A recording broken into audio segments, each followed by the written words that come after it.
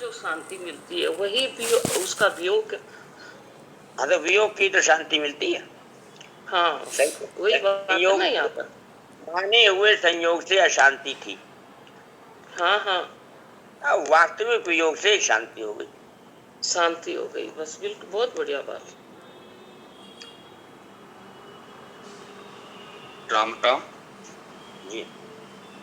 आचार्य जी, ये इसमें जैसे जो महाराज जी बोलते हैं कि मन में जब तक किसी चीज की पकड़ रहती है तो वो पकड़ जैसी बाहर आती है उस वस्तु पदार्थ के रूप में, जब वस्तु पदार्थ मिल जाता है तो जैसी मन की पकड़ बाहर गई तो वो प्रसन्नता जो है उसकी मन की पकड़ बाहर निकलने से होती है। वो शायद उसी से मिलता जुलता प्रसंग है क्या ये वाला?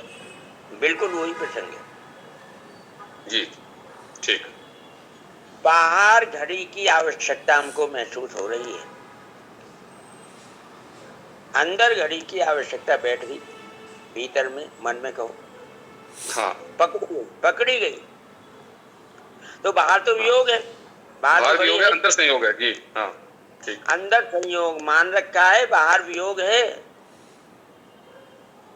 जब बाहर वो वस्तु आई उसका संयोग हुआ तो भीतर वियोग हो गया। हाँ जी जी, हाँ जी। ये वियोग का सुख होता है, वियोग से शांति मिलती है, संयोग से अशांति मिलती है। और ये हमेशा इसी में स्थित रहती है, ये तो तत्व ज्ञान है आचार्य जी। वियोग को सत्य मान लो तो तम विद्यार्थी का संयोग वियोगम योग संगीतम सिद्ध हो जाएगा, सदा ही योग में रहेंगे।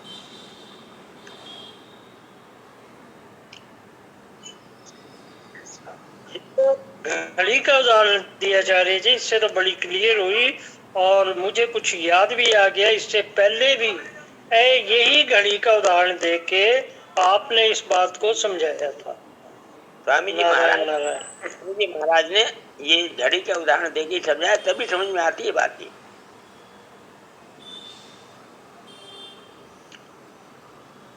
चलिए, तीसरे अध्याय के 37 नंबर श्लोक में इसका व्याख्या में महाराज ने पूरी बात बताई हुई है। ये इसमें वही है, ये निष्कामता वाली बात जो है, वास्तव में तो प्रसन्नता निष्कामता की है।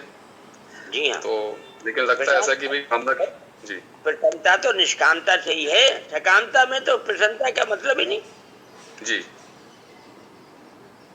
और आचार्य जी, ये जो बाहर तो प्रकृति में बरत रही है, लेकिन अंदर का जो सहयोग दुख सुख ये तो मूर्खता ही है।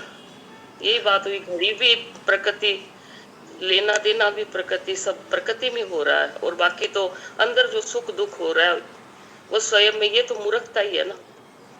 13वें अध्याय का 20वां श्लोक, कार्यकरण कर्तृत्व हेतु प्रकृति उच्यते, पुरुष सुख दुखानाम भोक्तृत्व हेतु उच्यते। कार्य और करण प्रकृति से पैदा होते हैं, और ये जो भोक्ता है, भोक्तापन स्वयं में है, चेतन में है, पुरुष में है।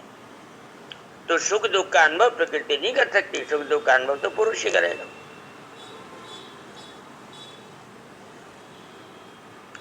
शांति अशांति तो अंदर होती है, वस्तु का आना जाना बाहर होता है।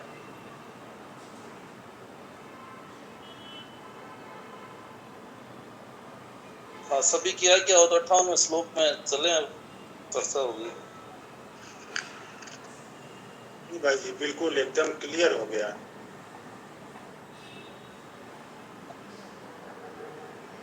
दायमा जी। हाँ जी, बहुत सुंदर, बहुत बढ़िया, बहुत अच्छा, क्लियर। 58वां शुरू करिए। ये आचार्य जी, ये 2 नंबर वाली टिप्पणी है, ये संसार का वास्तविक स्वरूप है। हाँ जी, हाँ जी।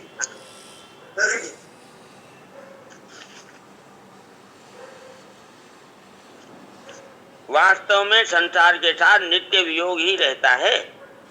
मनुष्य केवल भूल से संसार के साथ संयोग मान लेता है।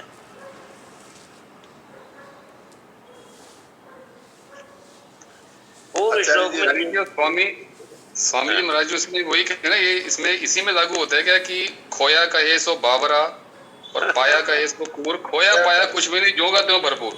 वही वही हाँ, बात है। वही बिल्कुल वही है कि जी। परमात्मा ही परमात्मा है। जो कहता है कि खो गया और कहता है पा गया, तो वो केवल अज्ञान में है अभी। जी, बहुत सही। हाँ आचार्य जी, 58।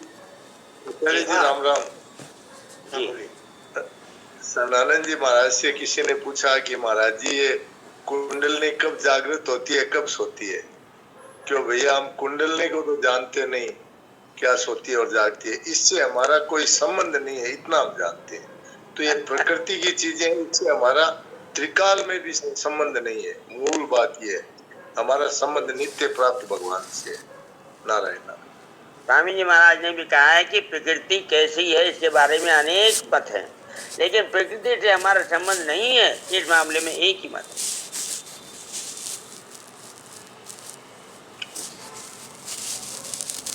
पूर्व श्लोक में दी हुई आज्ञा को